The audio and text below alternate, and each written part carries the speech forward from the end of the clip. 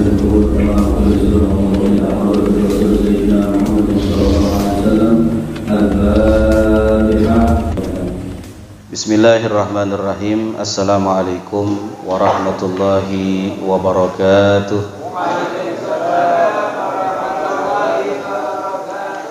Alhamdulillah, alhamdulillahi rabbil alamin, wassalatu wassalamu ala asyrafil anbiya'i wal mursalin, sayyidina wa habibina wa syafi'ina wa maulana nabiyyina Muhammadin wa ala alihi wa sahbihi ajma'ina, amma ba'du, fa inna asdaqal hadisi kitabullah wa khairal hadi hadi sayyidina Muhammadin sallallahu alaihi wasallam, wa sharral umuri muhdatsatuha wa kullu muhdatsatin bid'ah wa kullu bid'atin dalalah wa kullu dalalatin finnar. Wa bis sanadil muttasilina ila al-imam muallif rahimahullahu ta'ala wa adama naf'a bihi wa bi ulumihi fid dharaini, amin. Hadirin para jamaah yang dimuliakan Allah Subhanahu wa taala, wabil khusus yang saya hormati dan saya cintai Al-Habib Ahmad bin Ali Al-Attas, mata'anallah fi tuli hayati. Kita doakan semoga Allah Subhanahu wa taala sehatkan beliau zahiran wa batinan, dan semoga Allah Subhanahu wa taala kabulkan hajat-hajatnya, Allah mudahkan segala urusannya, dan mudah-mudahan diberkahi umurnya oleh Allah Subhanahu wa taala, amin ya rabbal alamin. Alhamdulillah, segala puji bagi Allah Subhanahu wa taala. Shalawat teriring salam mari sama-sama kita panjatkan kepada manusia termulia. Beliau adalah junjungan Nabi besar kita, Nabi Muhammad sallallahu alaihi wasallam. Kita haturkan salawat teriring salam kepada keluarga dan para sahabatnya. Mudah-mudahan kita semua yang kumpul di sini kelak di yaumil akhir mendapatkan syafaatul uzma, amin ya rabbal alamin. Baik hadirin yang dimuliakan Allah Subhanahu wa taala, malam hari ini kita buka kitab Sulamut Taufiq, buah karya daripada Al-Alama Al-Habib Abdullah bin Husain bin Tahir Ba'alawi rahmatullah alaih. Mudah-mudahan Allah berikan keberkahan beliau kepada kita semua, dan Allah berikan asrar beliau kepada kita semua, amin amin ya rabbal alamin. Baik, bismillahirrahmanirrahim. Faslun, yajibu ala kafatil mukallafina ad-dukhulu fi dinil Islam was-subutu fihi ala ad-dawam waltizamu ma lazima alaihi minal ahkam. Fasal, wajib atas seluruh mukallaf. Mukallaf itu artinya yang sudah terbebani. Kan ada tuh doanya, la yukallifullahu nafsan illa, ya, tidaklah Allah Subhanahu wa taala membebani. Mukallaf itu artinya yang sudah terbebani untuk menjalankan hukum syariat. Maka wajib atas seluruh mukallaf yang sudah baligh, baik laki-laki maupun perempuan, dukhulu fi dinil Islam, yang mereka masuk ke dalam Islam.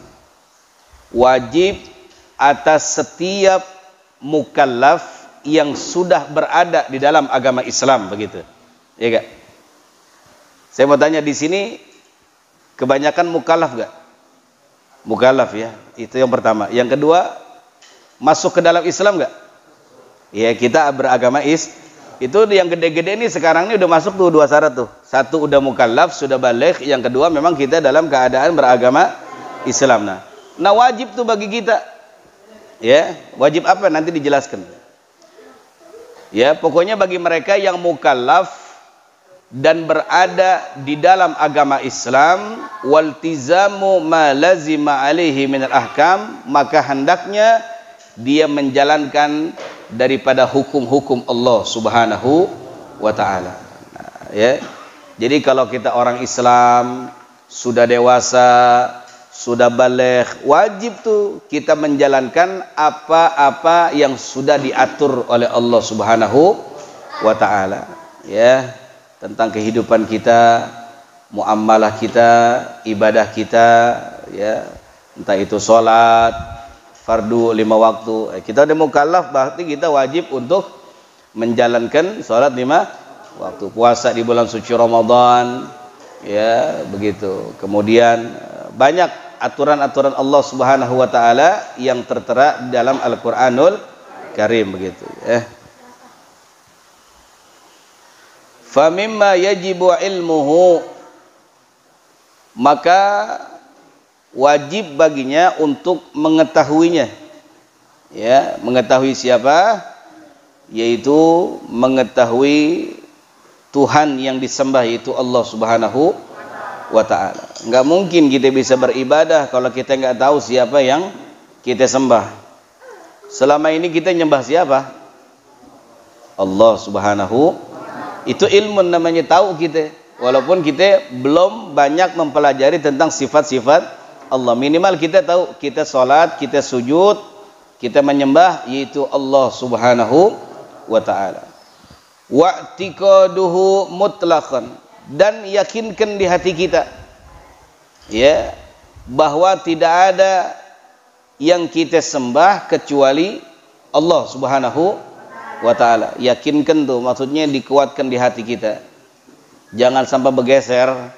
Kalau bergeser kita syahadat lagi ya. Yakin di hati kita udah nggak ada lagi yang kita sembah kecuali Allah Subhanahu wa ta'ala. Wa nutqu bihi, dan hendaknya kita terus melafadzkan yaitu kalimat syahadat ya fil hali gitu ya, wa in kana kafiran ya gitu. Kalau dia orang kafir maka wajib bagi dia untuk melafadzkan ya, melafadzkan dua kalimat syahadat kalau dia mau masuk ke dalam Islam. Orang kafir mau masuk ke dalam Islam, wajib bagi dia untuk mengucapkan dua kalimat syahadat, yaitu asyhadu an la ilaha wa asyhadu anna muhammadar itu ya. Kan kita banyak tuh di luar orang bertanya, kita mah Islam keturunan katanya begitu, wajib bagi kita untuk bersyahadat lagi ya. Enggak perlu saudara ya, kecuali kita orang kafir, terlahir di rahim di keluarga kafir ya, kita beragama non muslim, mau masuk ke dalam Islam wajib bagi kita syahadat lagi. Tapi kalau kita udah Islam ya nggak perlu syahadat lagi untuk masuk ke dalam Islam, orang udah Islam kok. Illa, maka di sini disebut wa illa fa fis sholati syahadatani, cukup di dalam sholat itu udah baca syahadat kita ya. Jadi kalau ada orang bilang Islam kita ini Islam apa namanya? Islam keturunan, nggak apa-apa. Nggak apa-apa. Tapi kadang ada yang begitu. Kita ini Islam keturunan, wajib syahadat lagi kita. Enggak, kita sholat kok. Di dalam sholat ada syahadat nggak? Ada. Maka cukup syahadat itu mewakili untuk kita meyakinkan bahwa diri kita adalah Islam. Jadi nggak perlu kayak orang kafir masuk ke dalam Islam, disaksikan orang banyak. Ya. Kemudian berjabat tangan mengucapkan kalimat asyhadu alla ilaha illallah wa asyhadu anna muhammadar rasulullah. Itu orang kafir masuk ke dalam Islam. Nah, kita sudah terlahir dalam keadaan beragama Islam, nggak perlu ya ada seperti itu. Kita sholat ada syahadat di dalam sholat, itu sudah cukup bagi kita untuk membaca kalimat yaitu syahadat. Wahuma asyhadu an la ilaha illallah wa asyhadu anna muhammadar rasulullah, yaitu kalimatnya adalah seperti itu, dua kalimat syahadat, namanya syahadatain ya. Aku bersaksi bahwa tiada Tuhan selain Allah, dan aku naik saksi bahwa Sayyiduna Muhammad adalah utusan Allah. Wa mana asyhadu an la ilaha illallah an ta'lama wa ta'taqida wa tu'mina wa tusaddiqa alla ma'buda bihaqqi fil wujud illallah al-wahid al-ahad al-awwal al-qadim al-hayyul qayyum al-baqi ad-daim al-khaliq ar-razzaq al-alim al-qadir fa'alu lima yurid. Makna daripada syahadat yang pertama asyhadu an la ilaha illallah, maknanya, maksudnya yang pertama an ta'lama ya, engkau hendaknya mengetahui, agar kita mengetahui siapa Tuhan kita ya, begitu. Siapa Tuhan kita? Allah. Asyhadu an la ilaha, aku bersaksi bahwa tiada Tuhan selain Allah ya, kita mengetahui itu wa ta'taqida, dan yakinkan di dalam hati, kuatkan di dalam hati, wa tu'mina, kemudian imani Allah Subhanahu wa taala sebagai Tuhan kita. Imani, aku beriman bahwa Allah sebagai Tuhan saya, ya, begitu. Wa tusaddiqa, dan hendaknya kau benarkan, ya, kita benarkan bahwa keadaan Allah Subhanahu wa taala sebagai Tuhan, benarkan gitu ya. Jadi jangan diragukan lagi maksudnya bahwa Tuhan semesta alam ini adalah Allah Subhanahu wa taala, ya. Alla ma'buda bihaqqin fil wujud, tidaklah sesuatu yang disembah dengan sebenar-benarnya yang maha wujud illallah, kecuali Allah. Enggak ada. Kita nyembah siapa? Nyembah Allah. Enggak ada yang patut kita sembah kecuali Allah Subhanahu wa taala. Siapa itu Allah? Al-Wahidul Ahad, yaitu Tuhan yang Maha Esa, yang tidak berbilang. Ya, Tuhan itu bukan satu tapi tunggal. Kalau tunggal apa?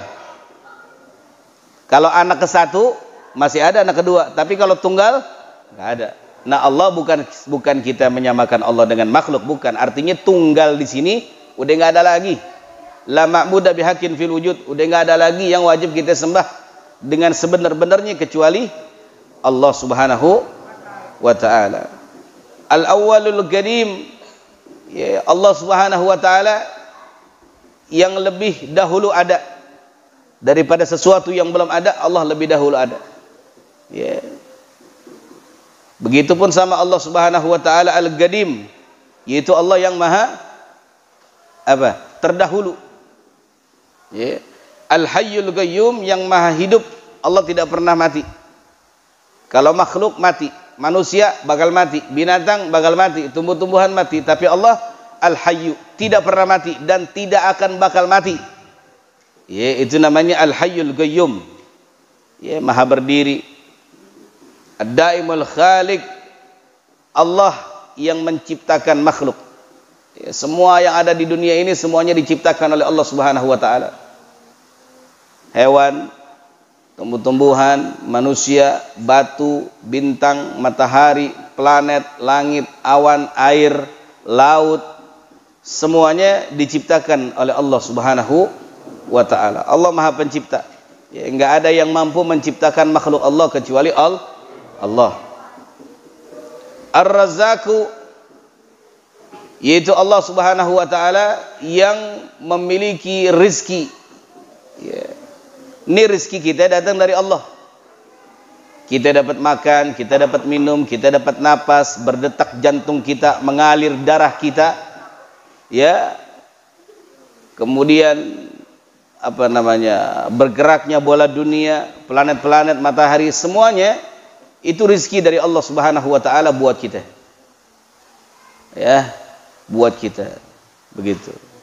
Ya, jadi kalau kita mau rizkinya banyak, ya harus banyak-banyak mendekatkan diri kita kepada yang maha memiliki rizki, yaitu Allah Subhanahu wa ta'ala. Ya, karena Allah itu rizkinya nggak pernah habis. Kalau kita bisa habis. Kalau Allah nggak pernah bisa habis, maka dekatkan Allah Subhanahu wa ta'ala. Dunia ini digenggam sama Allah. Dunia ini milik Allah. Kalau ente pengen dunia, deketin Allah.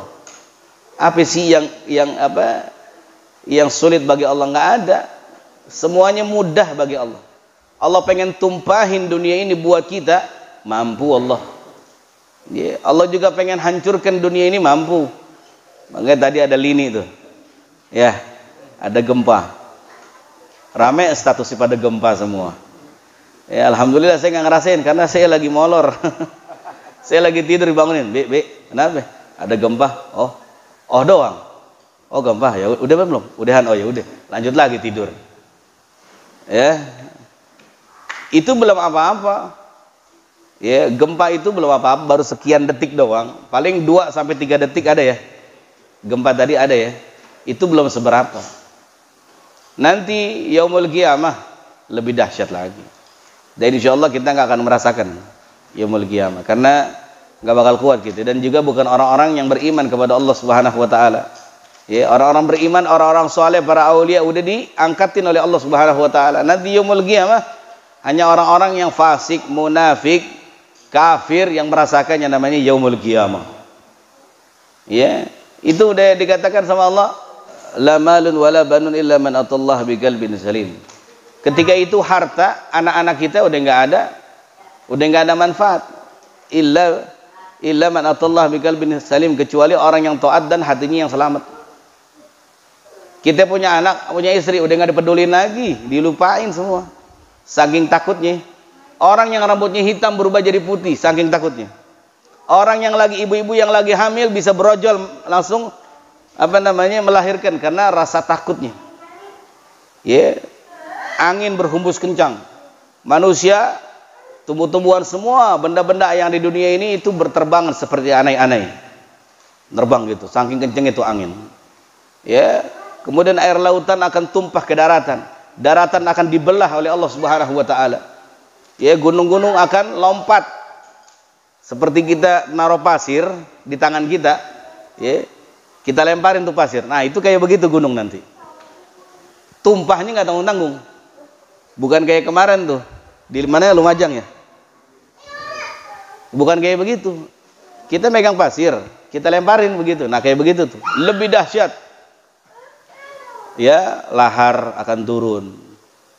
Ya, semua manusia ketakutan, mencari perlindungan. Mereka teriak-teriak, tolong, tolong, tolong. Ya, maka Allah Subhanahu wa taala memiliki sifat yaitu Ar-Razzaq. Ya Allah, Maha pemberi rizki. Jangan takut, rizki yang kasih Allah. Kita mah makom kita ini ikhtiar doang. Ya, makom kita ikhtiar. Makomnya rizki Allah. Ingat nih, antum mesti ingat, makom kita ikhtiar, bukan yang menentukan rizki. Yang menentukan rizki Allah. Makom kita ikhtiar, makomnya yang memberi rizki Allah. Yang menentukan rizki nggak bisa. Terkadang ada orang yang pengen menentukan rizkinya. Ya, mudah-mudahan dagang hari ini dapatlah 100.000. Ternyata karena memang itu bukan hak dia, hak Allah. Allah kasih 500.000, gimana ceritanya? Tadi ada niatin 100.000 tapi dapat 500.000. Nggak tahu, karena bukan hak dia penentu rizki, yaitu haknya Allah Subhanahu wa ta'ala. Ada orang, ayo kerja yang benar. Target kita hari ini 1 juta.